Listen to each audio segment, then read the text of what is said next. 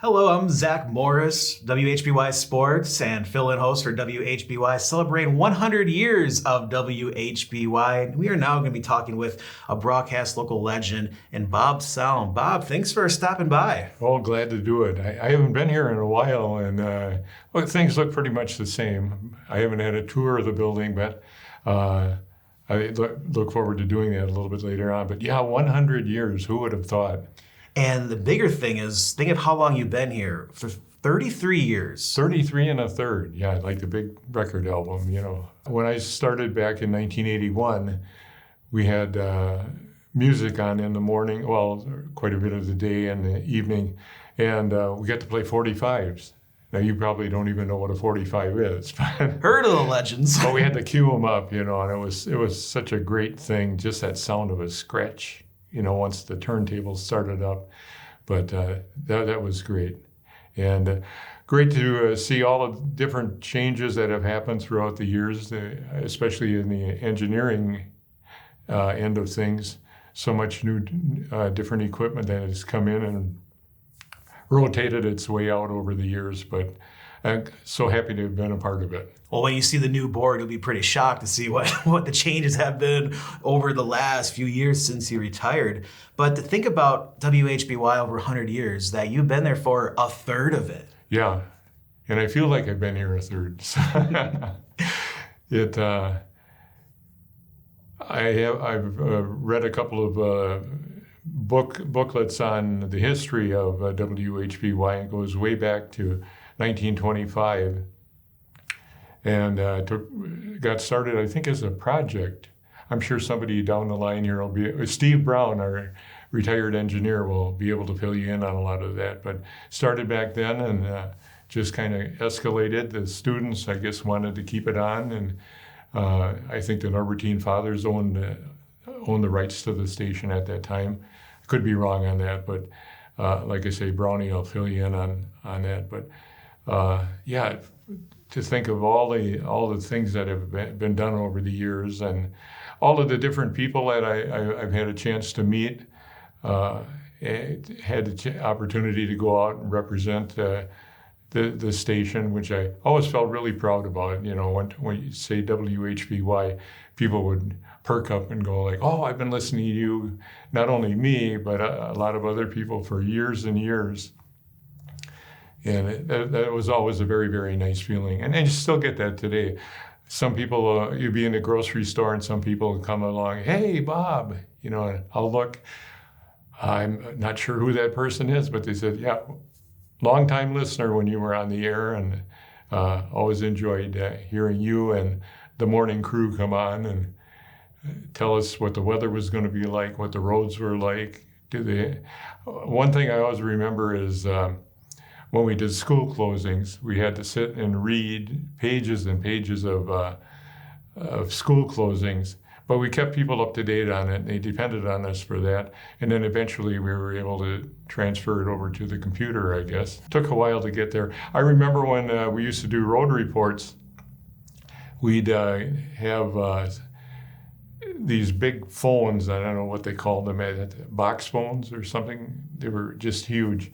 But we would give some of our listeners coming in from different parts of the county or different counties, they would call in road reports, so we were able to keep people up to date. Again, that probably was state-of-the-art equipment at the time, but we got the job done, and always proud of that. Over the 100 years of WHBY, the listeners always play a huge role for every show, especially multiple call-in shows, as you mentioned, road reports. When you look at the community, how much did that help out WHBY? It helped people know that how much snow we were going to get, how the roads were, you know, and they depended on, we were sort of like a safety check for them, you know, they could come tune us in and know that they were going to, especially when we hit really severe weather where we've had a couple of tornadoes go through our area over the years. And I can remember one time, Dave Miller, who was a meteorologist, people will remember him from Channel 5. I'm allowed to say Channel 5. We were on the air, I think, for 8 straight hours, just going back and forth. And keeping track of what was going on. And we had other people from the newsroom come in, and they were helping to support it. But we spent a lot of time and we kept everybody informed. And another thing, we were able to run tape on the live broadcast and warnings and that. So we were able to play those back and give people more information about what was happening. But I think you talk to so many people that are the younger crowd. They can say, like, oh, my mom and dad used to listen to you all the time, and then their mom and dad, listen to WHBY all the time. So we knew we were a good source of information, and we were one of the few sources of information around the Valley area here. So we played a very, very important part in that. You mentioned severe weather coverage. I know that was a big part when I first arrived here at the station, where once you left, that became the fun part of, all right, we have to look at now who's going to take control of severe weather coverage. It was fun to hand off the baton, let me tell you. 'Cause, I think I did that for about 25 years, if I remember right. And as I said, we got the job done, though. When you first arrived at WHBY, what was your initial role here? I was hired on the overnights. I think we had a program from CBS. It was sort of like the Twilight Zone type stories. So when I first came in, I would have to run that for an hour. And then we'd go to music, and there I got to cue up the old 45s until that became what is known as carts. And then, gosh, what was the little tape? I can't think of it right now. Cassettes? Because it was sort of like cassettes. Well, can we make a call out to Brownie to ask him? But that, I would play records and give the weather and play the news. I think it was at the top of the hour. And then I was here, gosh, it was, I think, about 5 months. And the guy who was the morning guy left, and they called me into the office and they said, "You're the new morning guy." And that, of course, was like, oh my gosh, I haven't really done this that much. And kind of still green behind the ears. Took the challenge and decided that I'm going to do a really good job on this. So I was happy to, not too happy to have to get up real early in the morning, although I was so used to working the overnights, and drinking tons of coffee and then trying to go home and go to sleep. But I was appreciative of the opportunity to learn a lot of things. And I think at that time it was us and also WAPL were on the air. So we had a good camaraderie going with the jocks over on WAPL. And in between records, we'd be out in the hallway talking, yelling at one another, goofing around, and that, because we could get away with it then. Not early in the morning, we didn't do the goofing around, but especially on the overnights, once in a while, somebody'd forget that their album was running out or their record was running out, and there'd be dead air for a while, which is a no-no in radio. And but we got the job done. This is kind of a funny story. When I first started, we also had to do production, and it's where you record commercials. Or, when you got off the air, you had to go in to the production room and spend about an hour and a half, 2 hours doing commercials. And my first day on the job, I was in the control room, and one of the salesmen came in, and he had a reel-to-reel tape. And he handed it to me. He says, "Whatever you do, don't let anything happen to this tape. It's the one and only one that our client has." And he's really adamant that you protect this thing. So I said, "No problem. I'll handle it. I'll make sure it's safe." The salesman walked out, and we had a sort of like I can't think of what a thing for erasing sound and music off carts. And it's it was kind of a large magnet. And you just run the tape over it, and it erases it, and you can go and record something else on it. So I thought, I'm protecting this tape and everything. And I wasn't paying attention. I looked up at the clock and looked down, and Next thing I hear, oh my God. I erased the salesman's tape. I'm fired. And not too long after that, the same salesman came walking in, and I'm just like sweating bullets. And he said, remember that tape I just came in, told you don't let anything happen to it? Go ahead and erase it. We don't need it anymore. Boom, I almost passed out. How lucky can a guy get?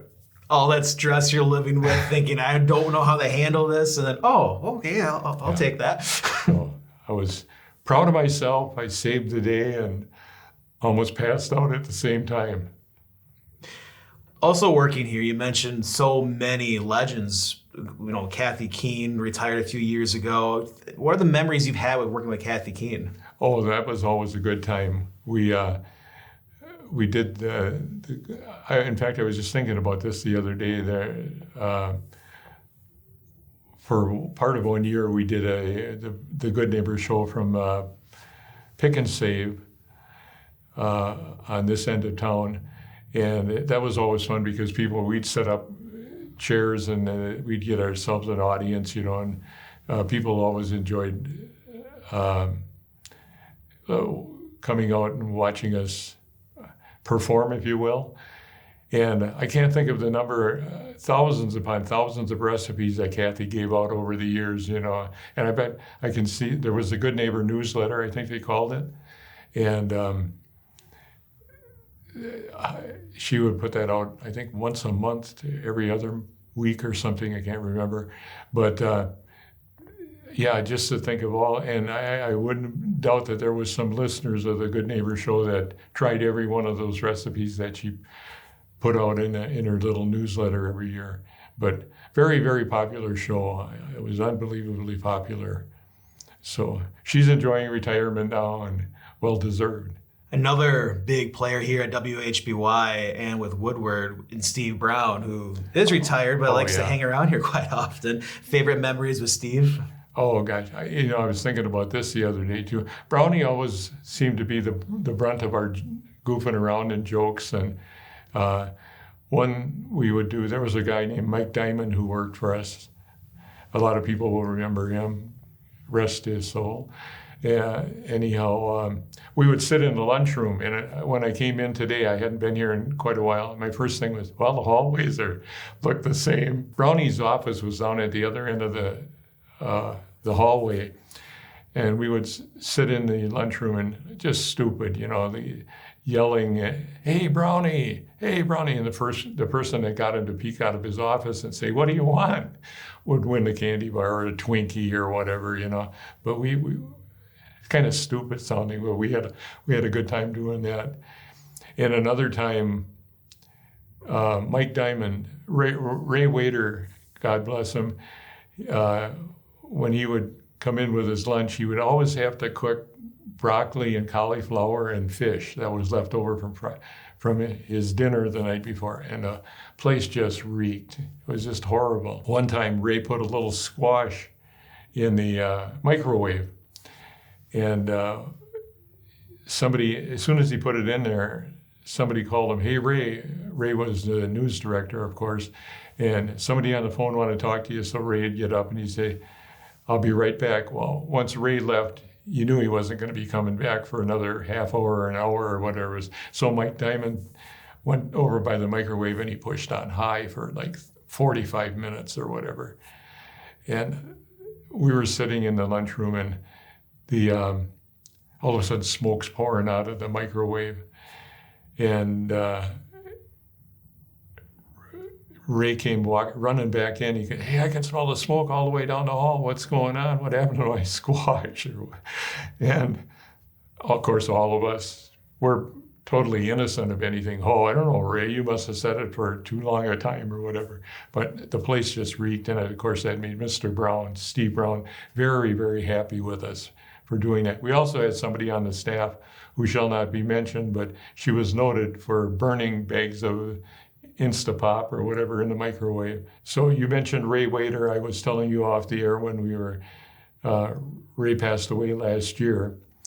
But I can only imagine how proud he would have been this radio station. You know, I wish he could be here for this 100th anniversary. I think that would be one of the nicest things that could happen. So he's here with us in spirit, but Ray was always well prepared. And there's a couple of stories about Ray.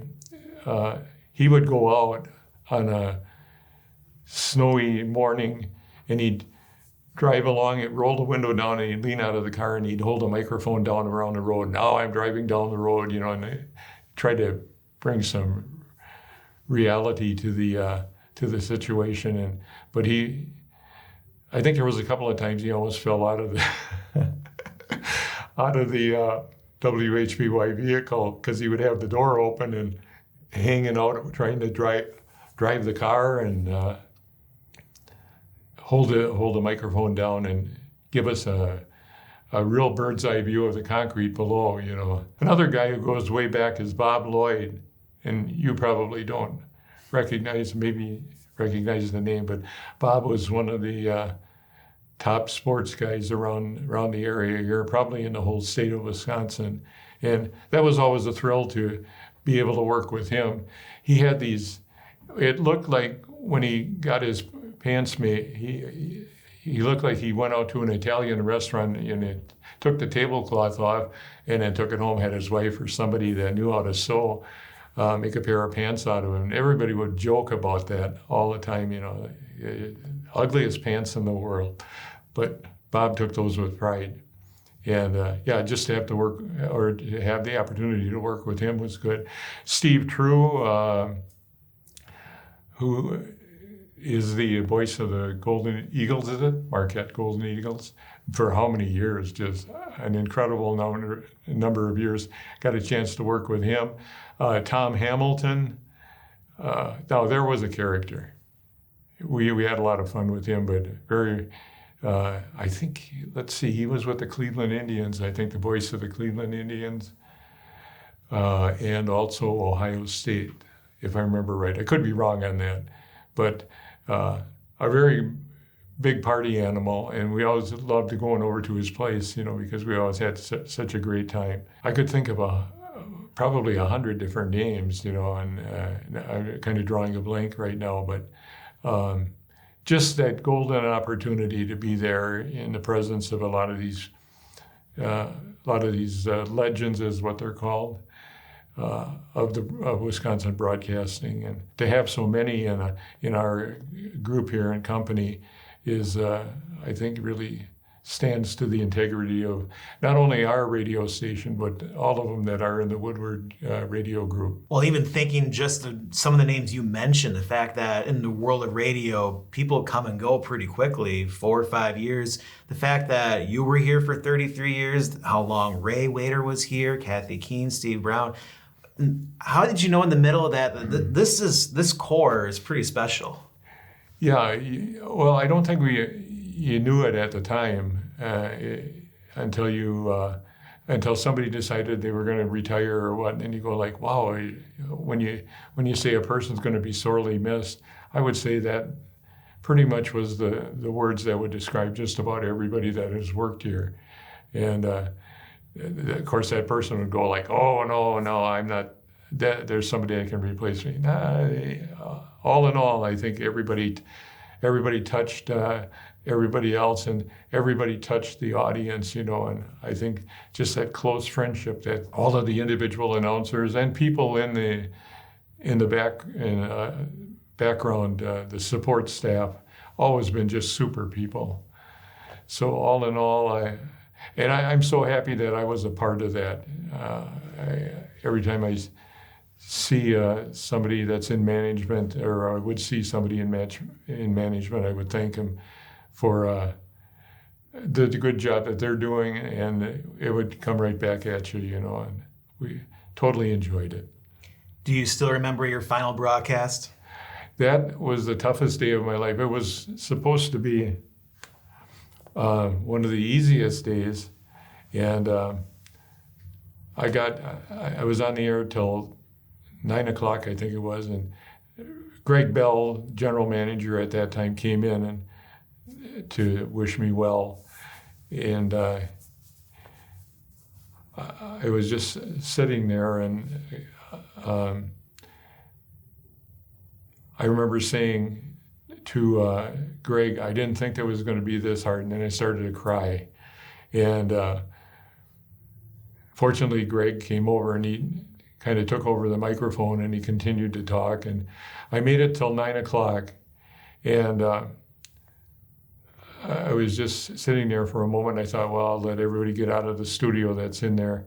And my wife and my daughter and her boyfriend and my other daughter came in. And I stupidly said, what are you doing here? You know, well, we came to wish you your final day, you know, goodbye and everything. And I got up, turned the board over to CBS News. And when I opened the door, everybody in the building was standing in a line. And they all had, like, some had flowers, some had little gifts, some just shook my hand. And what a special day that was. I mean, that was just totally incredible, you know. And of course, I'm crying the whole time, you know, and tears of joy. And I didn't want it to end. But after 33 and a third years, yeah, it was time to do something else, I think. Once in a while, I get a few, you know, I get that itch, you know, like I'd like to go back to those overnights when we were playing 45s. I just imagine myself way back then. One of the things I really enjoyed over the years, too, is my chance, the opportunity to do a lot of different things. I guess you call it job security, so you try to learn as much as you can. So I would have a general knowledge of how certain things ran, and just enough to get by, I guess. I shouldn't say just to get by, but enough to keep the thing going, you know, without it going off the air. And our staff was really, really good at doing that too. I know Steve Brown, our retired engineer, again, he would always say, try to figure it out. If I can do it, you can probably do it too. So, you know, he was always a bundle, if you will, of encouragement, you know, to keep, and with Steve, his office was right at a good junction in the building where everybody that walked by had to stop. Steve could never get anything done.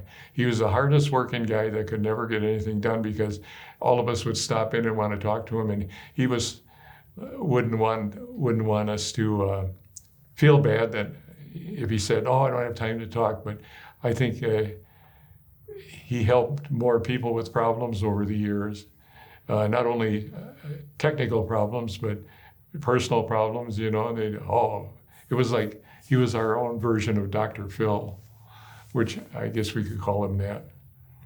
Well, Bob, over 33 years and 100 years for WHBY, a lot of memories, and hopefully we have plenty more. Yes, I'm getting to that point where sometimes I wonder, you know, how many more years one will be around in that. But it's been such a joy to be a part of this whole 100 years. And like I said at the beginning, to believe what an achievement. You know, there's so few radio stations in the United States, probably in the world, that can say that they've been around 100 years. And I'm glad we're part of it. You know, we're just a little part of it, but at least you've got a long way to go. You've got many more Brewer games you're probably going to have to play, you know, the commercials for. Probably going to have to do a lot of fill-in, you know. And one would know that I've known you for so many years that the job is going to get done, you know, and you'll be another one of those great WHBY employees. In fact, even my first cubicle was yours. I was there for 6 years. Oh, right. I think I left a SpongeBob SquarePants sticker in there when I left, but not too sure. Well, Bob, thanks for coming in, for all the stories and memories, and we'll talk to you soon. Hopefully we did not offend anyone.